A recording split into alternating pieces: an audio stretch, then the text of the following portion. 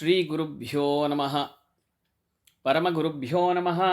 ಶ್ರೀಮದಾನಂದತೀರ್ಥ ಭಗವತ್ಪಾದಾಚಾರ್ಯೇಭ್ಯೋ ನಮಃ. ಹರಿ ಓಂ.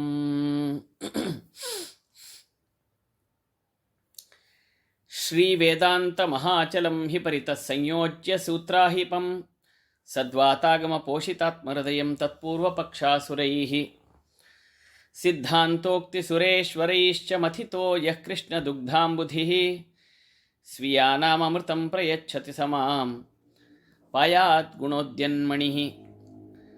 ಸತ್ಸಂಗ ಮಾನಸ ಸರೋವರ ಮಧ್ಯವರ್ತಿ ಕೃಷ್ಣಾಂಘ್ರಿ ಚಾರು ಕಮಲಾರ್ಪಿತ ಚಿತ್ತವೃತ್ತಿಃ ಶಾಸ್ತ್ರಾತಿ ಮಂಜು ಪದರಂಜಿತ ರಮ್ಯ ಸಂಸತ್ ಆಸ್ಮಾಕ ಹೃತ್ಸರಸಿಜೇಸ್ತು ಸಮಧ್ವಹಂಸಃ.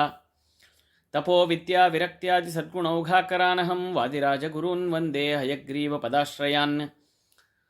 ಪೂಜ್ಯಾಯ ರಾಘವೇಂದ್ರಾಯ ಸತ್ಯಧರ್ಮರತಾಯ ಚ ಭಜತಾಂ ಕಲ್ಪವೃಕ್ಷಾಯ ನಮತಾಂ ಕಾಮಧೇನವೇ. ಶ್ರೀಮತೋ ರಾಘವೇಂದ್ರಸ್ಯ ನಮಾಮಿ ಪದಪಂಕಜೇ ಕಾಮಿತಾಶೇಷಕಲ್ಯಾಣಕಲನಾ ಕಲ್ಪಪಾದಪೌ. ತಪಸ್ವಾಧ್ಯಾಯ ಶುಶ್ರೂಷಾ ಕೃಷ್ಣಪೂಜಾ ರತಂ ಮುನಿಂ ವಿಶ್ವೇಶಮಿಷ್ಟದಂ ವಂದೇ ಪರಿವ್ರಾಟ್ ಚಕ್ರವರ್ತಿನಂ. ಆಪಾದಮೂಲಿಪರ್ಯಂತಂ ಗುರುಣಾಮಾಕೃತಿಂ ಸ್ಮರೇತ್ ತೇನ ವಿಘ್ನಾಃ ಪ್ರಣಶ್ಯಂತಿ ಸಿದ್ಧ್ಯಂತಿ ಚ ಮನೋರಥಾಃ. ಶ್ರೀ ಗುರುಭ್ಯೋ ನಮಃ. ಹರಿ ಓಂ.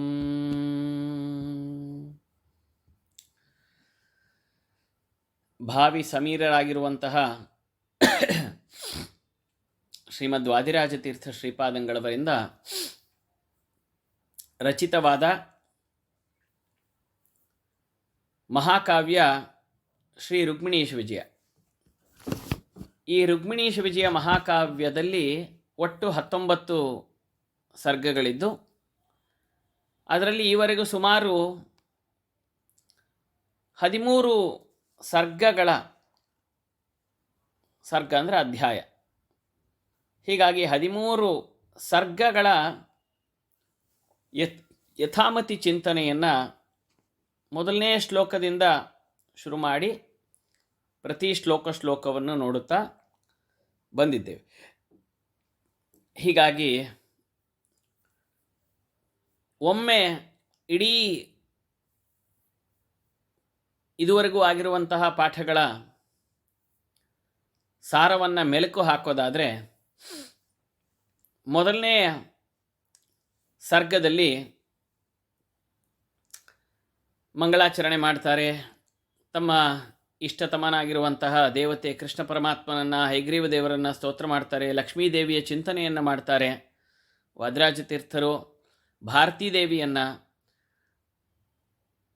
ಮತ್ತು ಭೂದೇವಿ ಯಾವ ರೀತಿಯಾಗಿ ತನ್ನ ಕಷ್ಟ ಪರಿಹಾರಕ್ಕಾಗಿ ಬ್ರಹ್ಮಾದಿ ದೇವತೆಗಳಿಂದ ಕೂಡಿಕೊಂಡು ಹರಿಯ ಬಳಿಗೆ ಹೋಗಿ ಪ್ರಾರ್ಥನೆಯನ್ನು ಮಾಡ್ತಾಳೆ. ಆವಾಗ ಪರಮಾತ್ಮನು ಯಾವ ರೀತಿಯಾಗಿ ನಾನು ಅವತಾರವನ್ನು ಮಾಡಿ ಭೂಮಿಯ ಮೇಲೆ ಇರುವಂತಹ ಎಲ್ಲ ಕಷ್ಟಗಳನ್ನು ಪರಿಹಾರ ಮಾಡ್ತೀನಿ ಅಂತ ಆಶ್ವಾಸನೆ ಕೊಡ್ತಾನೆ ಅನ್ನುವಲ್ಲಿಗೆ ಮೊದಲನೇ ಸರ್ಗ. ಇನ್ನು ಎರಡನೇ ಸರ್ಗದಲ್ಲಾಗಬೇಕಾದ್ರೆ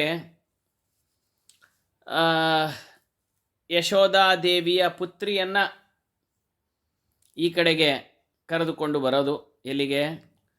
ಮಥುರಾಪಟ್ಟಣಕ್ಕೆ. ಯೋಗ ಮಾಯೆಯಿಂದ ಕಂಸನಿಗೆ ಅವಳು ದುರ್ಗಾದೇವಿಯಾಗಿ ಬೆದರಿಕೆ ಹಾಕೋದು, ಆಮೇಲೆ ಕೃಷ್ಣ ಪರಮಾತ್ಮನ ಜನನ, ಕೃಷ್ಣನಿಂದ ಪೂತನ, ಶಕಟಾಸುರ ಮುಂತಾದವರ ಸಂಹಾರ, ಇವೆಲ್ಲ ಅದರಲ್ಲಿ ಬರುತ್ತೆ. ಇದು ಎರಡನೇ ಸರ್ಗವಾದರೆ, ಮೂರನೇ ಸರ್ಗದಲ್ಲಿ ಕೃಷ್ಣ ಹಾಗೆ ತನ್ನ ದೈತ್ಯರ ಸಂಹಾರವನ್ನು ಮುಂದುವರಿಸ್ತಾ ತೃಣಾವರ್ತನನ್ನು ಸಂಹಾರ ಮಾಡ್ತಾನೆ. ಆಮೇಲೆ ಅವನು ಅನೇಕ ರೀತಿ ಕ್ರೀಡೆಗಳು, ಅಂದರೆ ಬೆಣ್ಣೆ ಕದಿಯೋದು, ಇವರಿಗೆ ಚೆನ್ನಾಗಿ ಆಟ ಆಡಿಸೋದು, ಆ ರೀತಿಯಾಗಿ ಮಾಡುವಂತಹ ಭಗವಂತನ ಲೀಲೆಗಳು, ಕ್ರೀಡೆಗಳನ್ನು, ಮತ್ತು ಅವನು ಮಣ್ಣು ತಿನ್ನುವಂಥದ್ದು, ಆಮೇಲೆ ಯಶೋದೆಗೆ ಯಾವ ರೀತಿಯಾಗಿ ವಿಶ್ವರೂಪ ದರ್ಶನವನ್ನು ಮಾಡಿಸೋದು, ಇವೆಲ್ಲ ವಿಚಾರಗಳು ಕೂಡ ಇಲ್ಲಿ ಬಂದಿದೆ. ಇನ್ನು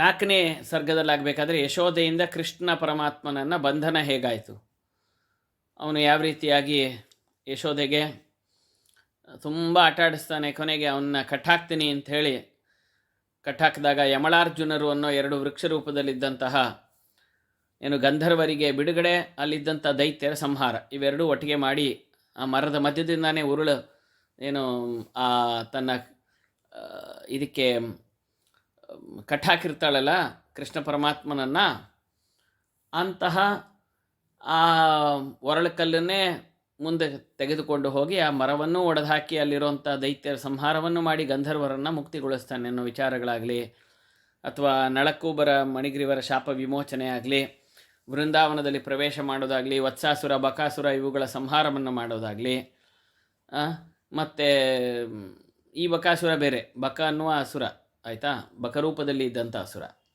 ಇನ್ನು ವಸಂತನ ವರ್ಣನೆ ಹೇಗೆಲ್ಲ, ಯಾಕಂದರೆ ಒಂದು ಮಹಾಕಾವ್ಯದಲ್ಲಿ ಆಗಬೇಕಾದ್ರೆ ಬೇರೆ ಬೇರೆ ಋತುಗಳ ವರ್ಣನೆ ಎಲ್ಲ ಇರಬೇಕು, ಅದೆಲ್ಲ ವಾದಿರಾಜರು ಹೆಂಗೆ ಮಾಡಿದ್ದಾರೆ.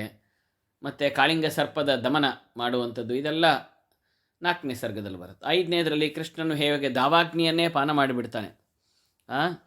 ಆಮೇಲೆ ಗ್ರೀಷ್ಮ ಋತುವಿನ ವರ್ಣನೆ ಹೇಗೆ ಬರುತ್ತೆ, ವಿಷವೃಕ್ಷದ ಸಂಹಾರವನ್ನು ಹೇಗೆ ಮಾಡ್ತಾನೆ, 7 ಗೂಳಿಗಳ ವಧೆಯನ್ನು ಹೇಗೆ ಪರಮಾತ್ಮನು ಮಾಡ್ತಾನೆ, ನೀಲಾದೇವಿಯನ್ನು ಹೇಗೆ ಪಡ್ಕೊಳ್ತಾನೆ, ಮುಂದೆ ಧೇನುಕಾಸುರನ ಸಂಹಾರ, ಇನ್ನು ವರ್ಷ ಋತು ಶರದೃತುಗಳ ವರ್ಣನೆ, ಇಷ್ಟರ ಜೊತೆಗೆ ಗೋಪಿಕಾ ಸ್ತ್ರೀಯರ ವಸ್ತ್ರಾಪಹರಣ, ಅದರಲ್ಲಿರುವಂಥ ಮರ್ಮ, ಯಾಕೆ ಮಾಡಿದ ಕೃಷ್ಣ, ಅವ್ರೇನಂತ ತಪ್ಪು ಮಾಡಿದರು, ಅವ್ರಿಗೇನು ತಿಳಿಸ್ಕೊಟ್ಟ, ಜಗತ್ತಿಗೆ ಯಾವ ಸಂದೇಶ ಕೊಟ್ಟ, ಇದೆಲ್ಲ ವಿಚಾರಗಳು ಅಲ್ಲಿ ಬಂದರೆ.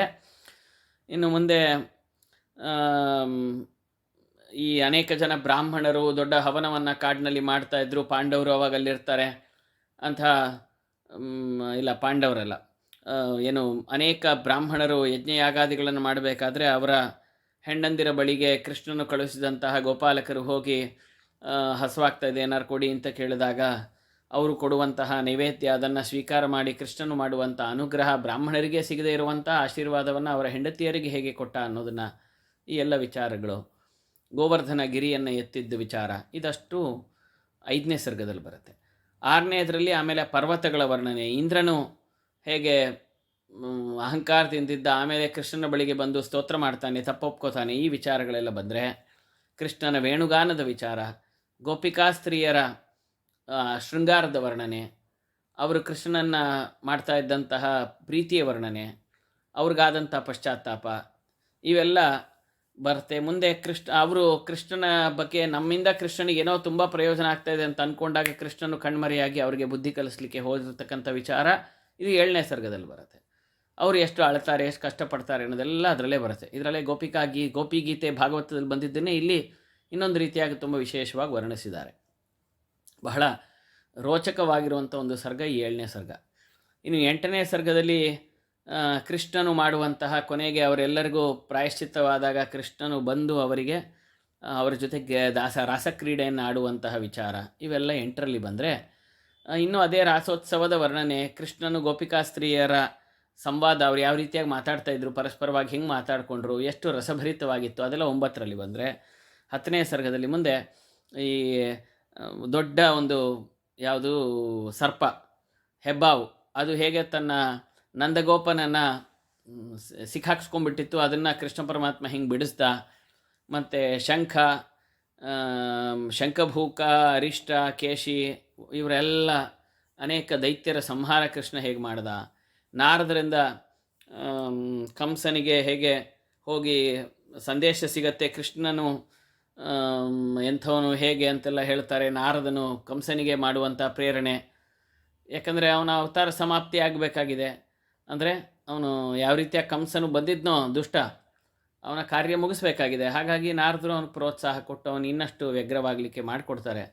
ಆಮೇಲೆ ಅಕ್ರೂರನು ಕೃಷ್ಣನು ಇವರು ಭೇಟಿಯಾಗೋದು, ಇವೆಲ್ಲ ವಿಚಾರಗಳು, ಗೋಪಿಕಾ ಸ್ತ್ರೀಯರ ವಿಯೋಗ, ಇದೆಲ್ಲ ವರ್ಣನೆ, ಅಕ್ರೂರನಿಗೆ ಯಮುನಾ ತಟದಲ್ಲಿ ಕೃಷ್ಣನು ತೋರಿಸಿದಂತಹ ತನ್ನ ರೂಪಗಳ ವಿಶೇಷ ರೂಪಗಳ ವರ್ಣನೆ, ಅವನಿಗಿದ್ದಂತಹ ನಮ್ಮ ಸಂಸ್ಕೃತಿ ನಮ್ಮ ಸನಾತನ ಧರ್ಮದ ಬಗ್ಗೆ ಕಾಳಜಿ, ಇವೆಲ್ಲ ವಿಚಾರ ಅಲ್ಲಿ ಬರುತ್ತೆ.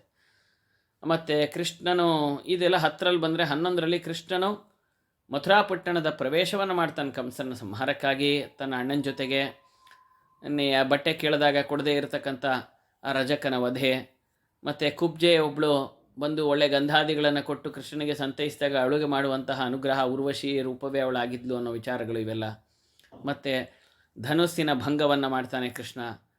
ಕಂಸ ಸ್ವಪ್ನ ವರ್ಣನೆ, ಅವನಿಗೇನೆಲ್ಲ ಕನಸು ಕಾಣ್ತಾ ಇದ್ದ, ಮತ್ತು ಅವನಿಗೆ ಕುವಲಯಾಪೀಡರು, ಚಾಣೂರ ಮುಷ್ಟಿಕ ಇವರೆಲ್ಲ ಹೇಗೆ ಸಹಾಯ ಮಾಡ್ತಾಯಿದ್ರು, ಕೊನೆಗೆ ಅವ್ರನ್ನೂ ಚಾಣೂರ ಮುಷ್ಟಿಕ ಅವ್ರನ್ನೆಲ್ಲ ತೆಂಗಿನಕಾಯಿ ಒಡೆದಂಗೆ ಹೇಗೆ ಹೊಸಲಲ್ಲೇ ಒಡೆದು ಹೋಗ್ತಾನೆ ಅನ್ನೋ ವಿಚಾರಗಳು ಇದೆಲ್ಲ 11ರಲ್ಲಿ ಬಂದರೆ ಕಂಸನ ವಧೆಯೂ ಕೂಡ ಅಲ್ಲೇ ಬರುತ್ತೆ. ಕಂಸನ ಸಂಹಾರವಾಗೋಯ್ತು. ಆಮೇಲೆ 12ರಲ್ಲಿ ಉಗ್ರಸೇನಿಗೆ ತನ್ನ ತಾತನಿಗೆ ಬಂದು ಪಟ್ಟ ಕಟ್ತಾನಂತೆ ಕೃಷ್ಣ.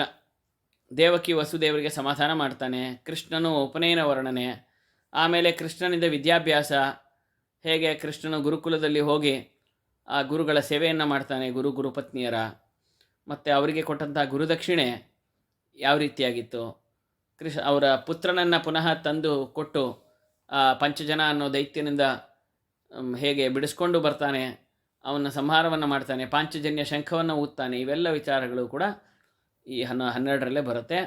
ಮುಂದೆ 13ರಲ್ಲಿ ಉದ್ಧವ ಹೇಗೆ ಗೋಕುಲಕ್ಕೆ ಬರ್ತಾನೆ, ಗೋಪಿಕಾ ಸ್ತ್ರೀಯರ ಯುದ್ಧ ವರ್ಣನೆಯೊಡನೆ ಇನ್ನು ಬೇಕಾದಷ್ಟು ಏನೋ ಅನೇಕ ಶಾಸ್ತ್ರಗಳ ದುಶ್ಶಾಸ್ತ್ರಗಳ ಮಂಡನೆ ಖಂಡನೆ ಇವೆಲ್ಲವೂ ಕೂಡ 13ರಲ್ಲಿ ಬರುತ್ತೆ.